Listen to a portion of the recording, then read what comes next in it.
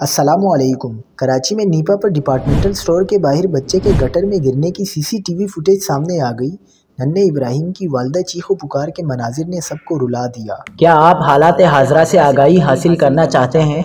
खबर के पीछे छुपे असल हकाइक जानना चाहते हैं? तो अभी सब्सक्राइब कीजिए जिलमिल पाकिस्तान को और साथ ही घंटी के निशान पर क्लिक कर दें।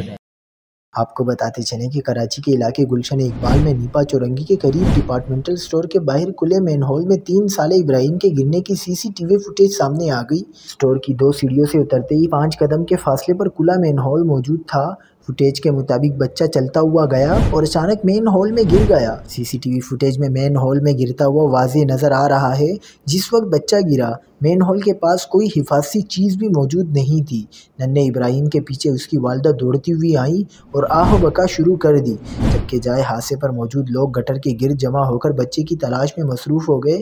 पीर को वाक़ये के 14 घंटे बाद मकामी नौजवान ने बच्चे की लाश जाए हादसा से तकरीबन 1 किलोमीटर के फासले पर नाले से तलाश कर ली थी।